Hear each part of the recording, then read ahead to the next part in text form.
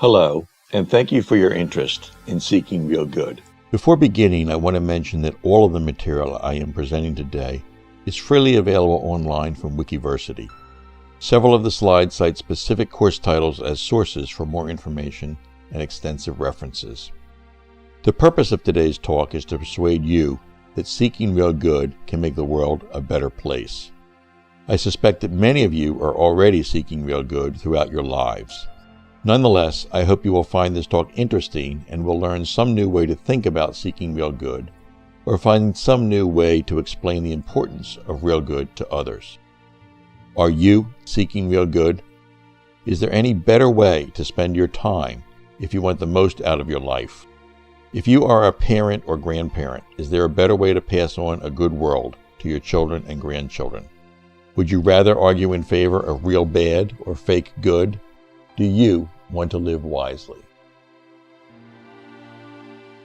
Today we face many problems that are real bad. These include 700 million people living in poverty, 1 million children dying from pneumonia each year, a dozen wars raging, 2 billion people oppressed by autocratic states, 5 million people killed in accidents annually, 400,000 murders annually, 800,000 suicides, the threat of nuclear war, and global warming, hyperpartisan politics, and fake news. Unfortunately, many of the solutions that are offered are based on wishful thinking and false hopes, including thoughts and prayers, religious dogmas, hyperpartisan ideologies, radical ideologies, quackery, and pseudoscience. Because fake good will not solve problems that are real bad, we need to seek real good. Humans have long been fascinated by two fundamental questions: what is real and what is good? Exploring these questions independently often leads to a polarization based on a false dichotomy. Scientists traditionally examine evidence in their pursuit of reality. However, their investigations may become narrowly focused, and they are sometimes accused of abandoning human values and other concepts of the good. Creative optimists, including storytellers, artists, theologians, mystics, and dreamers, often suspend reality to better imagine and convey a sense of good. Fortunately, there are reliable ways we can determine what is real and what is good, and we can have them both. Investigators determine what is real by examining reality, facing facts, evaluating evidence, seeking true beliefs, exploring worldviews, and knowing how they know. Also, we are guided toward what is good by flourishing, focusing on what matters, living the golden rule, preserving human dignity, and upholding human rights. We will examine the various ways we can determine what is real and what is good that we see listed here. Let's begin by investigating the height of the Eiffel Tower. Can the height of the Eiffel Tower be known? How might it be determined? We could consult various references such as encyclopedias, we could ask Siri, we could consult travel guides, and so on. Or we could ask a friend, but the answer may depend on who we ask. And of course, we could go there and measure various ways, such as dropping a string from the top, using a tape measure, or a laser distance measuring device, or using surveyor's equipment. We can be confident that the Eiffel Tower does have some height. Reliable methods to determine that height will result in a series of increasingly accurate estimates converging towards the actual height. Reliable epistemologies, ways of knowing, converge on matters of fact. A lack of convergence casts doubt on the reliability of the methods used for establishing facts. Pursuing such discrepancies can lead to important insights about the reliability of our methods. Agreeing to disagree on matters of fact is a decision to accept complacency and incoherence. This is a famous image taken during the Tiananmen Square protests of 1989. The protester must face the fact that overwhelming military force is now being used to forcibly suppress the student-led demonstrations. Simultaneously, the military commanders must face the fact that students are firmly resolved in their resistance. They all must embrace reality. Reality exists. We live in the real world. We can explore, investigate, examine, observe, measure, and probe that real world. You and I and everyone we know or will ever meet all live in the same universe. And the most certain of all basic principles is that contradictory propositions are not true simultaneously. It is important to distinguish among matters of fact, matters of controversy, or matters of preference when describing and discussing reality and uncertainty. Statements can be classified as one of the following three types. Matters of fact can be assessed and verified through the correct use of evidence gathering and reasoning. A correct statement can be made with conviction. These statements declare what is, and careful researchers agree on the answer. Differences are best resolved through research. Ask an expert on the topic to understand matters of fact. Matters of controversy are neither facts nor opinions. They are issues where sincere experts often disagree on the best answer or the best course of action. These statements propose what ought to be, or they ask about a topic that is not yet fully and carefully explored or researched. Differences are best explored through dialogue. Ask a philosopher. With matters of taste, preference, or opinion, any claim is acceptable because the statement depends only on the preferences of the person making it. Reasonable people know there is no correct answer. Have fun and enjoy the differences. Fake news attempts to mix these up and present facts as controversy and controversy as facts. Our language provides many words to describe degrees of uncertainty. It's good to choose carefully among these words as you express uncertainty. Facts correspond with reality. I know the Eiffel Tower is 300 meters tall and that the Earth is roughly spherical. I believe incarceration rates are too high in the United States. My opinion is that Rod Stewart is the best singer performing today. I doubt that Noah was 500 years old when he became a father, and I feel hungry, tired, or anxious. Whatever is used to dismiss a previous statement, express indifference, and to end the conversation. It's good to persevere and ask, what do you mean? The words shown here are often misused in ploys intended to shut down dialogue. For example, after you make some statement of fact, an obscurist might respond with, well, I'm sorry you feel that way. You can then confidently respond with, this is not about how I feel. It's about facts. It's about how the world really is. And the facts are clear that the Earth is roughly 4.5 billion years old. Go learn the facts. We all live on planet Earth. Because we all live on the same Earth, in the same universe, reliable knowledge about our world must converge toward a consistent description of that world. Each phenomenon we observe must fit into a single, coherent, and integrated description of our universe.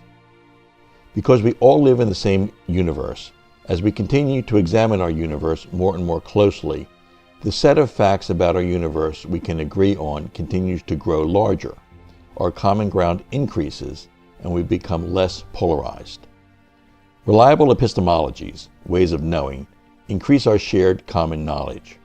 Reality is our shared common ground. It is good to resolve disagreements by examining reality more closely and more carefully. Each piece of evidence is one piece of some larger puzzle. It's our responsibility to determine what puzzle the evidence belongs to, how it fits into that puzzle, what portion of the reality puzzle it represents, and what insights it reveals. As we encounter evidence, we need to ask, what does this evidence convey about reality? Is the information being conveyed true? Does it tell me more about the observer or what is being observed? How representative is this? To what extent can I draw a more general conclusion from this data point?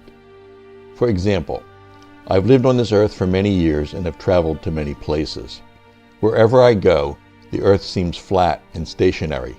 However, there are those who will say that the earth is round and spinning very fast. How can this be?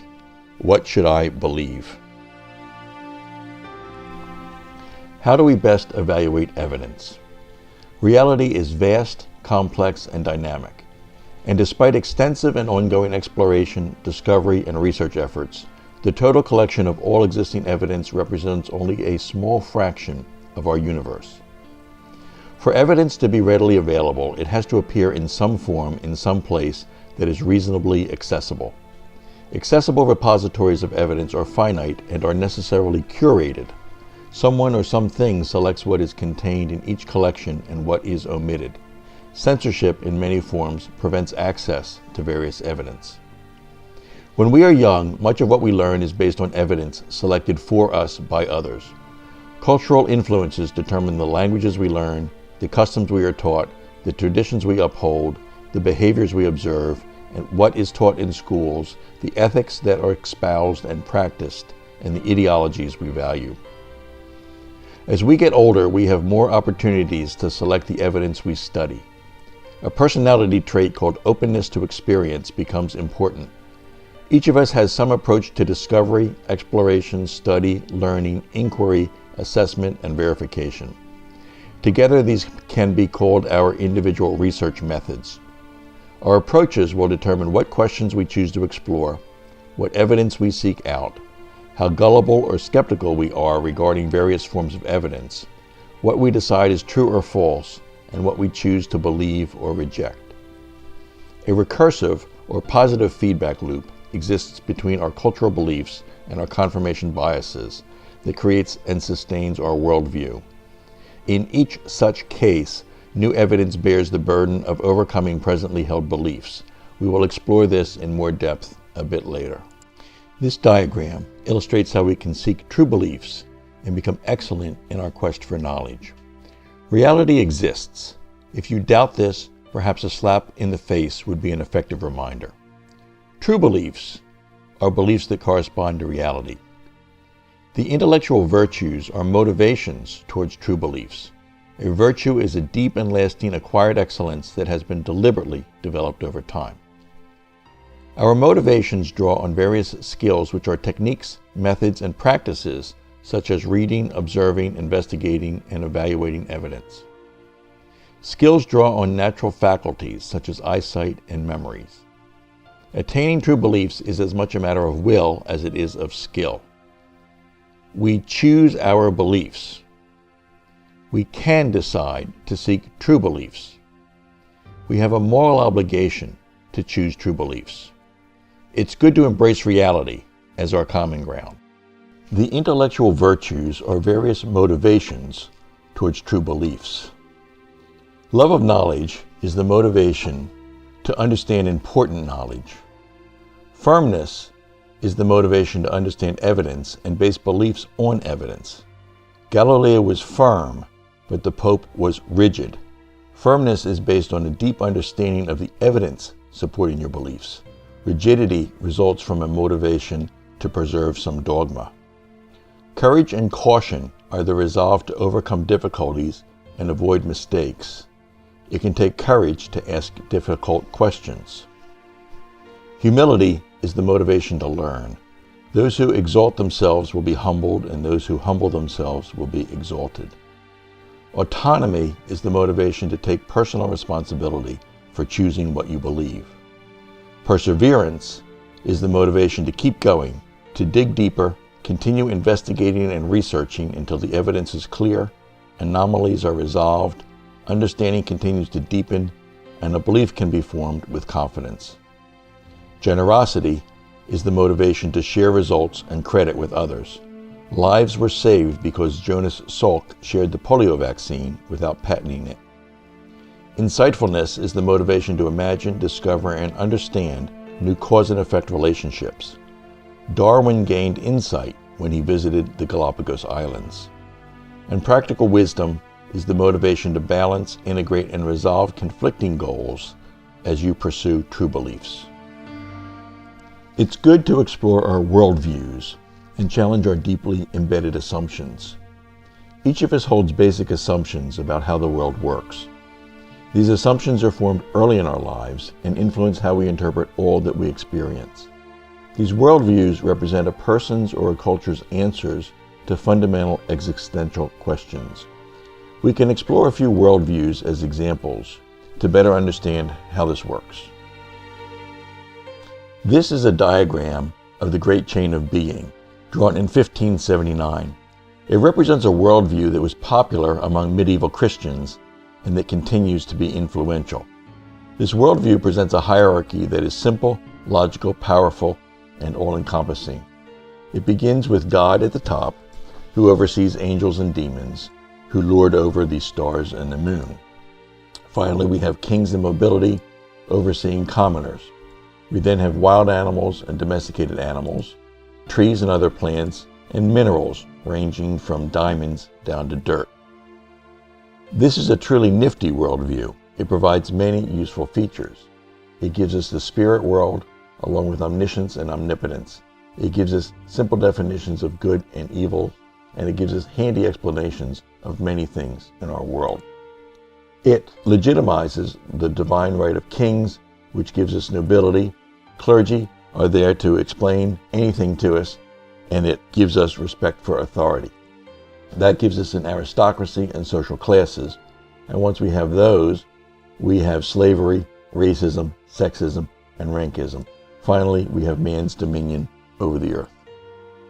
Emerging biodiversity provides an alternative worldview. This diagram illustrates how all creatures on Earth, living or dead, emerged by descent with modification from common ancestors.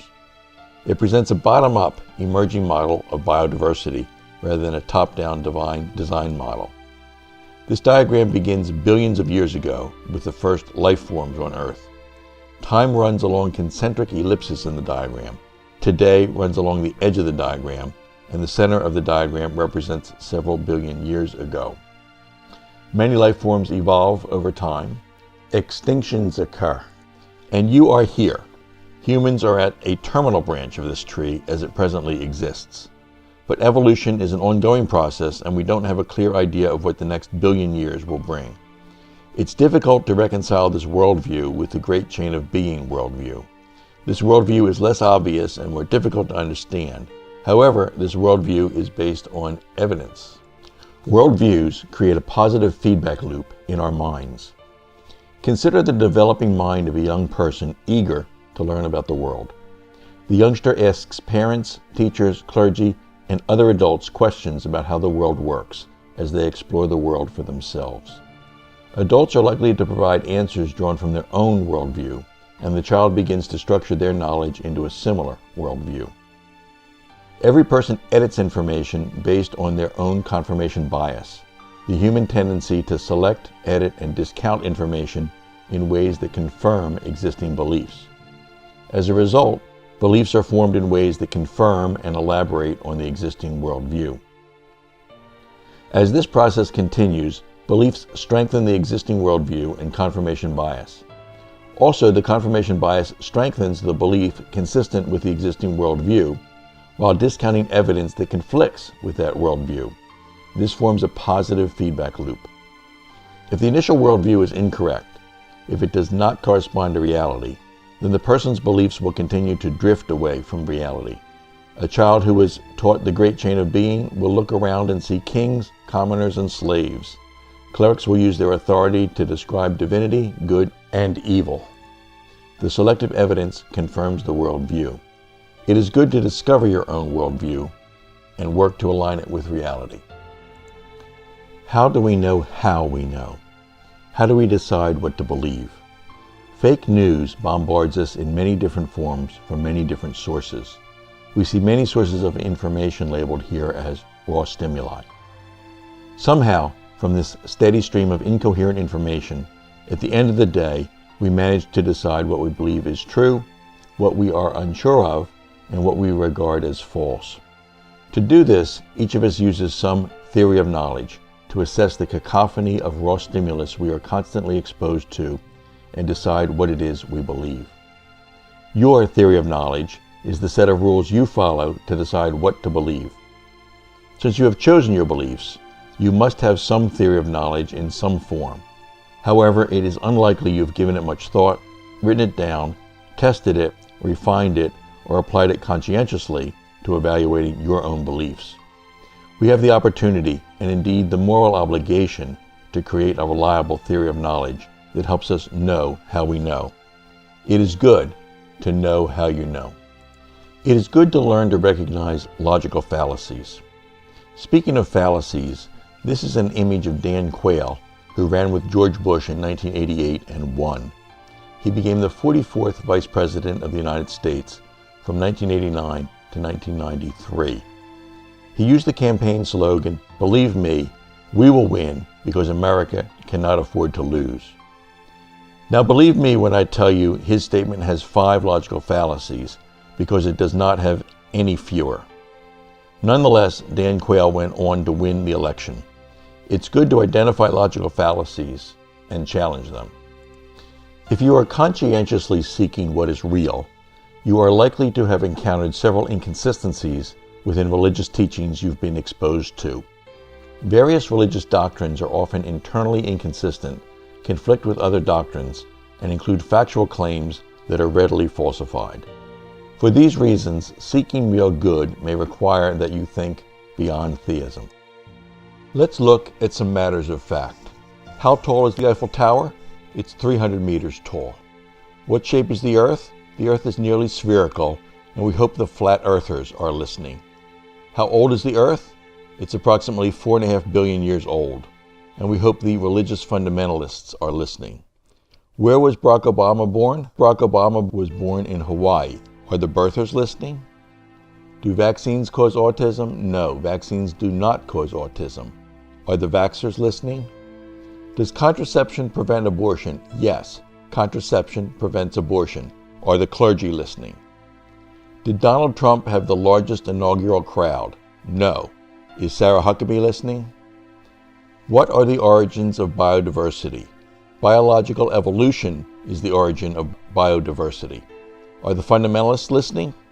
Does reality exist? Yes, reality exists, and we hope the mystics are listening.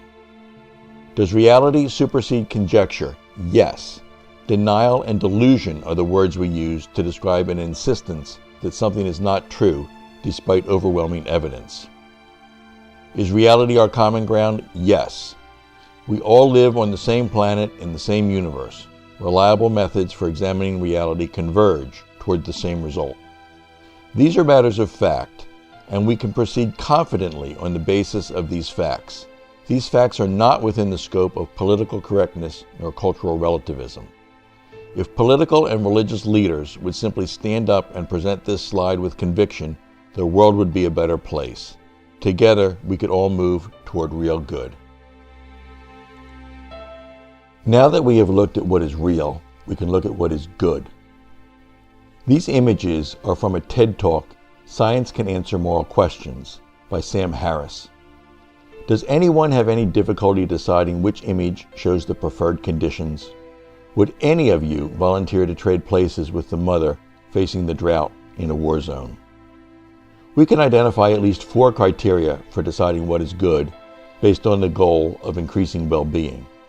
These 4 criteria are human flourishing, focusing on what matters to improve well-being, living the golden rule, preserving human dignity, and protecting human rights worldwide. Let's look at each of these in more depth. We flourish when we focus on what matters. What matters is human experience. What matters is well-being. The topics that matter can be organized into a progression from surviving to thriving, recreation, success, significance, and transcendence. It is good to spend our time on what matters most. The topics listed here do matter. They are inspired by the work of Abraham Maslow, Martin Seligman and his positive psychology work, research on well-being, and other sources. Use these to organize your life and set your priorities. Spend more time on what matters and less time on distractions, destructions, and trivialities. Focus on what matters. It's good to live the Golden Rule. The Golden Rule is embraced by at least 13 of the world's religions, shown in this poster. Because these various statements of the Golden Rule concept emerged independently, it's likely that the Golden Rule expresses a fundamental truth about living together as humans. On April 1st, 1961, the cover of the Saturday Evening Post featured an original painting by Norman Rockwell honoring the Golden Rule, traditionally stated as, "Do unto others as you would have them do unto you.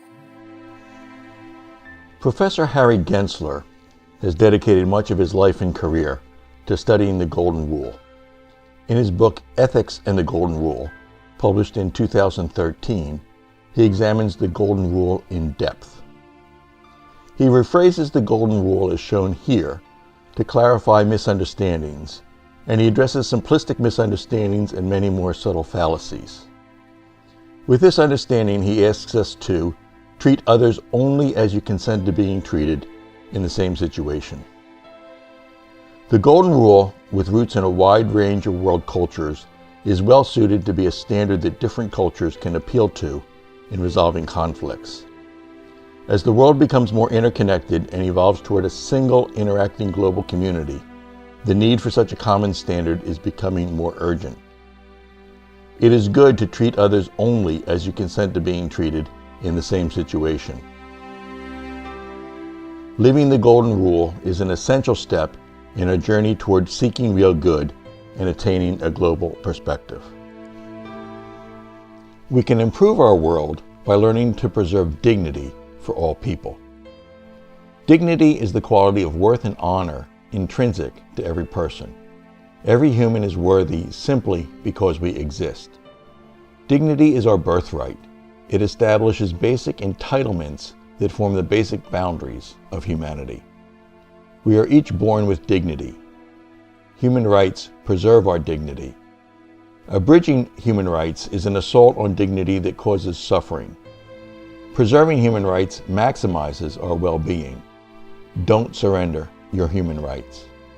It's good to respect and preserve dignity in yourself and others worldwide. December 10th is World Human Rights Day. 69 years ago, on December 10, 1948, the Universal Declaration of Human Rights was adopted by the United Nations General Assembly. Eleanor Roosevelt led the effort to establish the Declaration. The Declaration arose directly from the experience of the Second World War and represents the first global expression of what many people believe to be the rights to which all human beings are inherently entitled. The full text is published by the United Nations on its website. It is good to read that text and understand the Declaration. The Declaration consists of 30 articles which have been elaborated in subsequent international treaties, regional human rights instruments, national constitutions, and other laws. It is good to preserve and protect human rights worldwide. Let's take a minute to study the preamble. It begins, "Whereas recognition of the inherent dignity and of the equal and inalienable rights of all members of the human family is the foundation of freedom, justice, and peace in the world, the General Assembly proclaims this Universal Declaration of Human Rights as a common standard of achievement for all peoples and all nations. It is good to preserve and protect human rights." The world faces many grand challenges. These grand challenges represent the greatest obstacles to attaining universal well-being. Let's wait a few seconds while the list completes.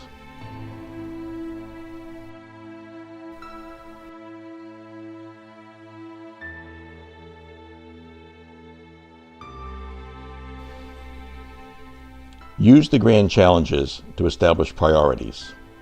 It's good to adopt a global perspective. Look beyond a tribal perspective. It is good to address the grand challenges. Now we can begin to combine what is real with what is good. Narrow definitions of traditional disciplines often lead us to perceive a false dichotomy, encouraging us to choose between science and religion, or to see science and religion somehow opposed to each other. This dichotomy can be easily resolved if we consider how each activity represents good and corresponds with reality independently. Consider the area plotted here where correspondence with reality is represented on the horizontal axis, and worth, goodness, or well-being is represented on the vertical axis. Genocide and other grand challenges are real, but not good. Utopia describes good, but is not real. It's fun and instructive to place items on this plot.